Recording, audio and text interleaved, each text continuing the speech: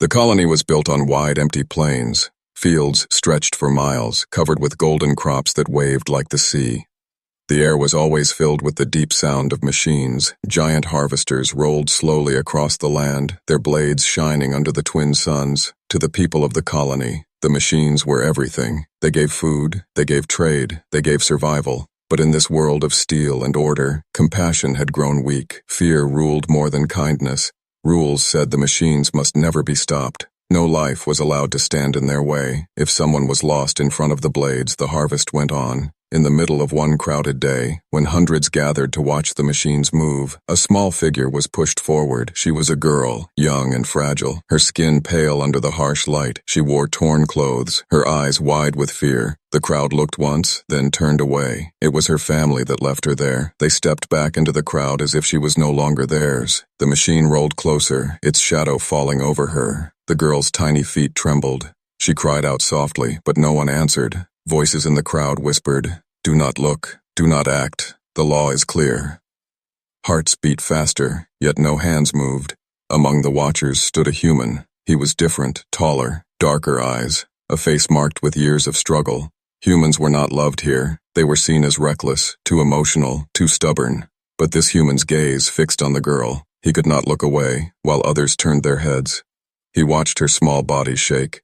His jaw tightened. Inside him grew a storm of anger and disbelief. He remembered stories of Earth, how once people saved strangers in fire, in floods, in war, how humans were known for running toward danger when others ran away. Now, on this alien soil, he felt the same old fire rising in his chest. His hands trembled because he also remembered the rules. To step forward meant punishment, to interfere meant exile, and perhaps worse, humans had already been warned not to break colony order. The machine roared louder, its blades glinting sharp. The girl raised her small hand as if begging. The crowd pulled back further. Fear spread through them like poison. They told themselves, "It is not our fault, it is the way of the machines." Their eyes avoided her, but the human's eyes locked tighter. He felt his heart pound against his ribs. His mind spoke, "If I do nothing, she will die. If I move, I may lose everything." His body stood frozen in that storm of choice. Seconds stretched like hours. The girl sobbed once, the sound weak against the thunder of the harvester. His fingers clenched into fists. The harvester drew closer. Its shadow swallowed her whole. The crowd gasped, but still no one moved. They feared the council more than the death of a child. The human's breath came fast. Sweat rolled down his neck. He could hear the pounding of his pulse. He felt the weight of all eyes on him, though no one dared to speak. Something inside him broke. It was not rage. It was not reason. It was something deeper, the refusal to let innocence be crushed by law or machine. He took a step forward, just one. The sound of his boots striking the earth cut through the murmurs. Several aliens gasped. The crowd shifted. Someone whispered, "He is going to do it. He is going to break the law." The human's eyes never left the girl. Her tears glistened, her small frame shaking. The harvester loomed so close now that its heat brushed her face. Its blades spun like a storm of knives. The human's chest rose and fell, his jaw locked tight. Another step. The crowd murmured louder. Some tried to stop him with words. "Don't. You will destroy yourself." But his ears no longer heard them. Only heard the cry of the forgotten girl. He only saw her abandoned by her own blood, and he knew one truth. If I look away now, I am no human at all.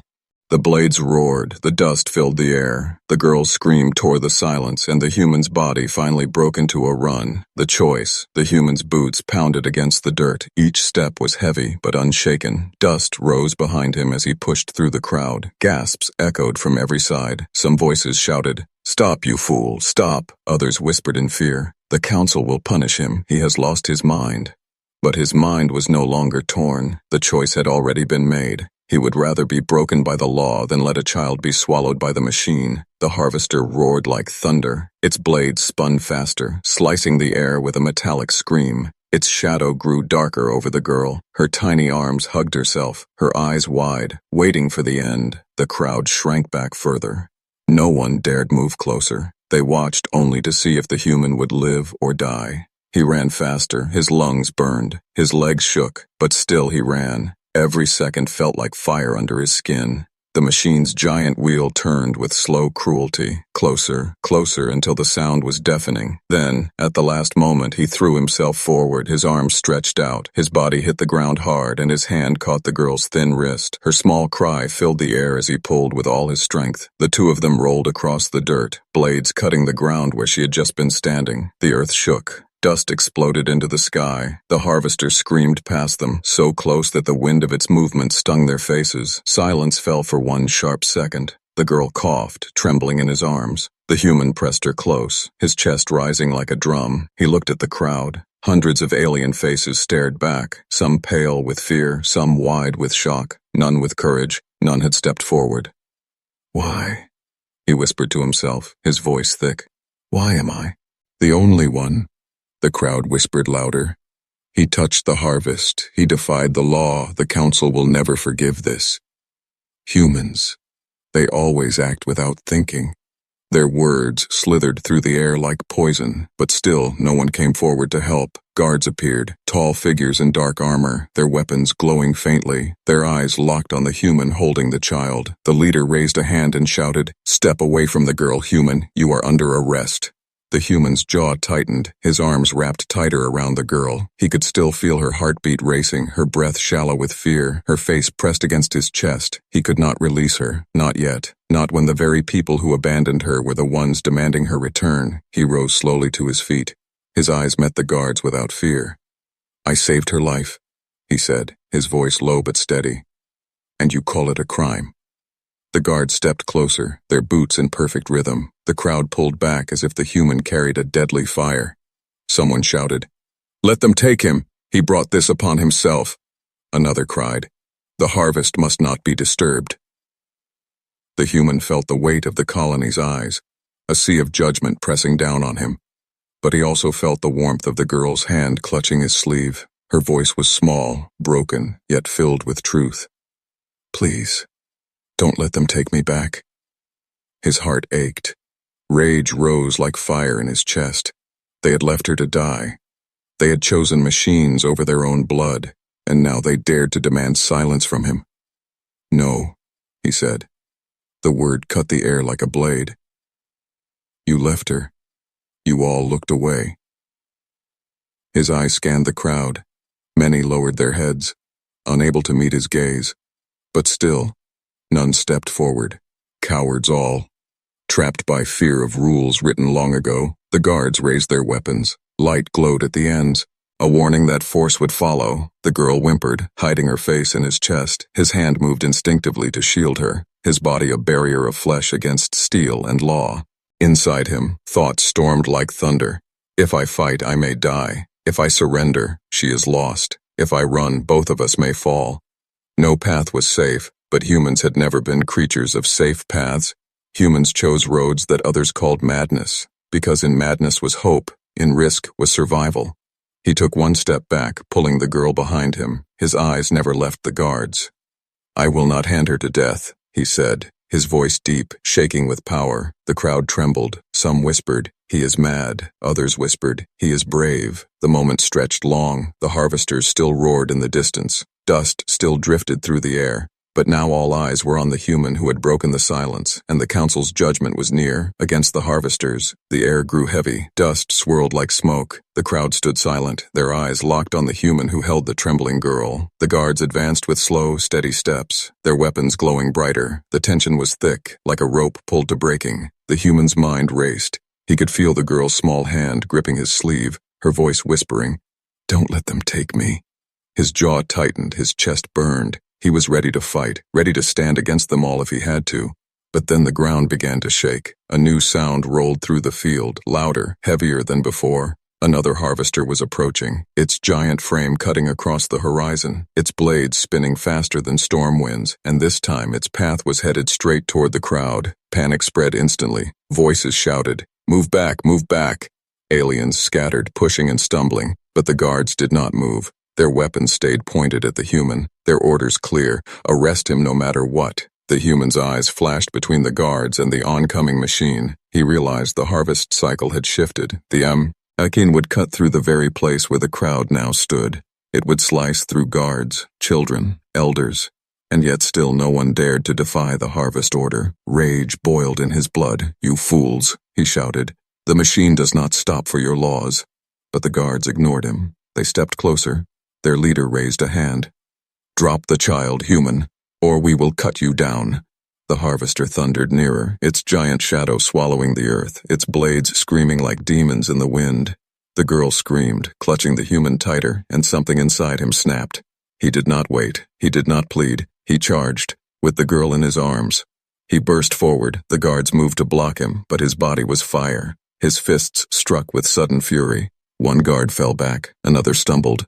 The crowd gasped as a single human fought armored soldiers with nothing but will. Dust exploded around them as the harvester's storm reached the edge of the crowd. The human pushed through the chaos. He leapt onto a low ridge, holding the girl high. The machine's blades whirled so close that sparks cracked off nearby stones. The sound was deafening. The ground shook as if the world itself was breaking. Still the guards came, shouting, cursing, their weapons glowing with deadly light. The human turned, his back to the machine, his body a shield between the girl and both enemies.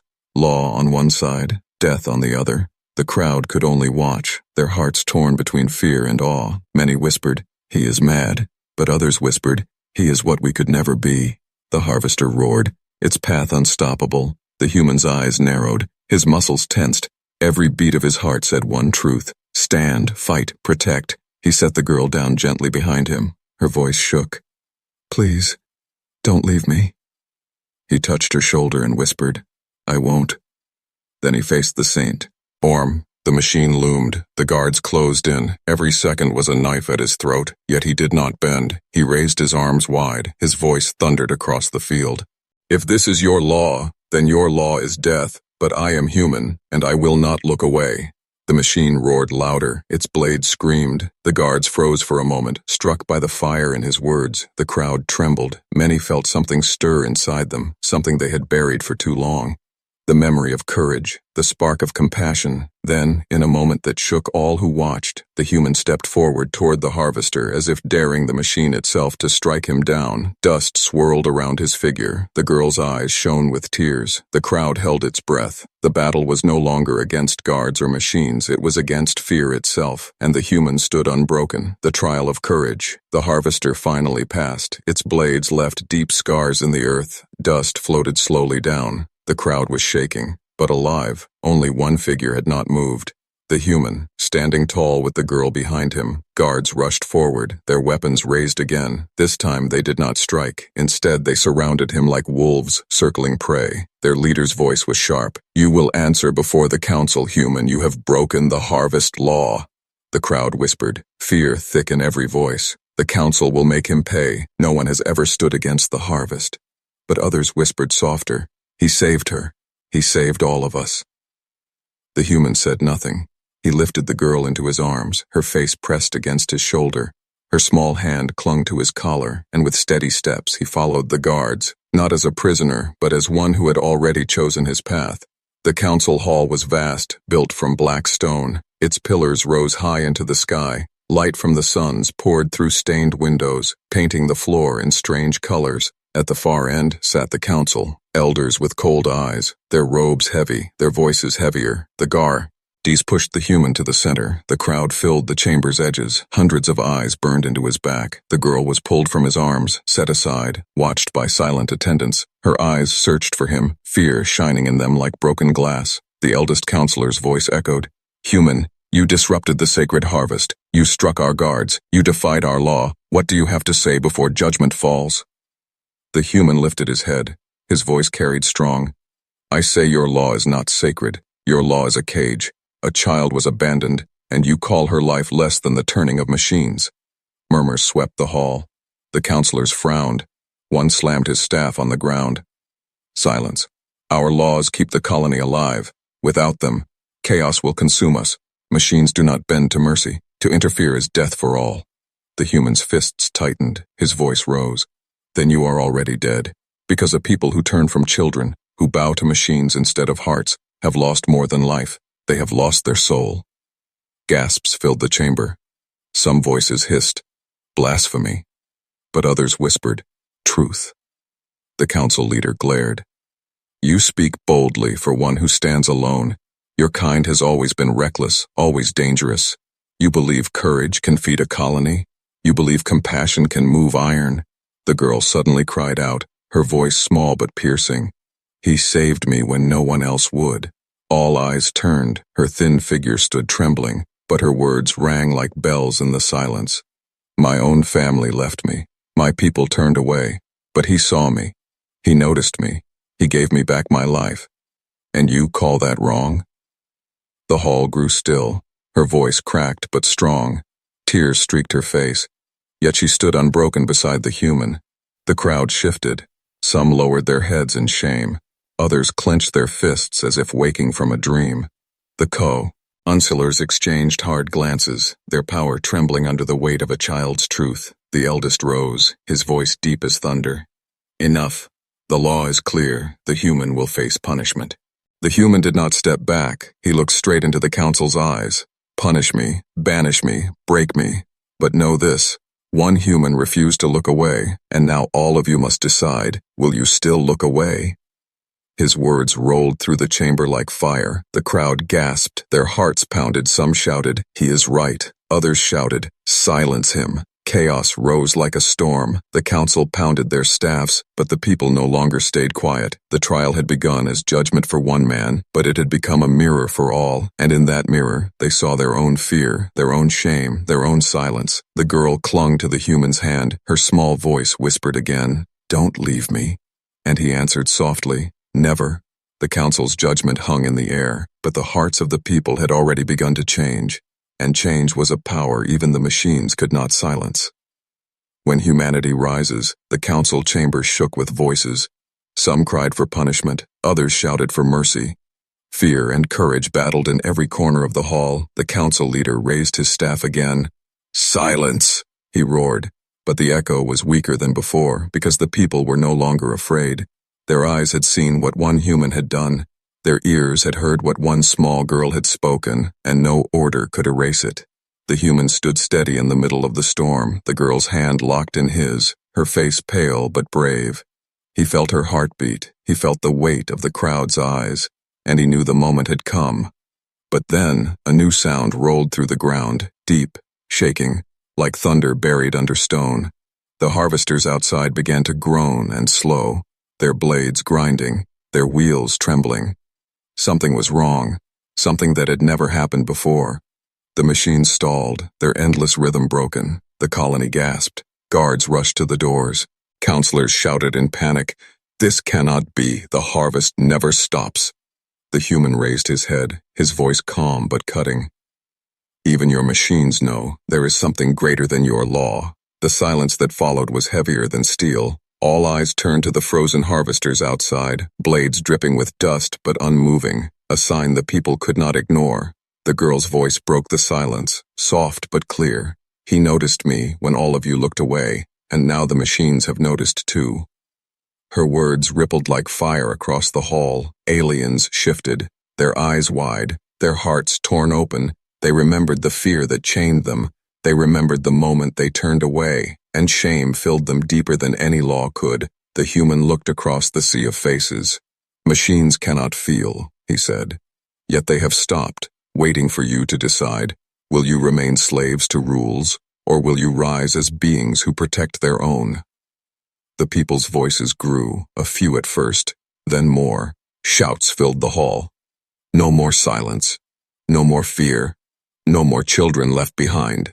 The council struck their staffs. Control yourselves, they cried. But the tide had turned, and tides cannot be commanded. The guards lowered their weapons, uncertain. Their eyes flicking from the human to the crowd. The spark of defiance was spreading faster than they could stop it. The girl stepped forward, her small figure shaking, but her words strong. You left me to die, but he saved me. He saved you too, because now you remember what it means to care. The chamber shook with voices, the people no longer whispers, but a roar, their fear breaking into dust, their shame burning into fire. The council leader shouted again, silence, our laws, but his words drowned under the crowd. No more, they shouted, no more. The human lifted the girl into his arms, his eyes locked. It with the councils, you may judge me, you may cast me out, but know this, you have already lost, because the people have remembered their hearts. The councillors faltered, their power cracked, their law broken not by force but by one act of defiance, one child saved, one human who refused to look away. The harvesters outside roared once more, their blades turning again, but slower, as if bowing to the new rhythm inside the hall, a rhythm not of law, but of life. The people surged forward, not with weapons, but with voices. They stood around the human, around the girl, a wall of bodies, a shield of will. No council could break that. The human whispered to the girl, "You are safe now." And she smiled for the first time, her small voice soft. "You saw me." He looked out at the sea of faces, his voice deep, steady, final. "Remember this day, remember this choice, because courage is not the gift of machines. It is the breath of the living, and once it rises, it does not fall." The hall thundered with the cries of the people, no longer afraid, no longer silent. Humanity had risen, and with it, a whole colony finally opened its eyes.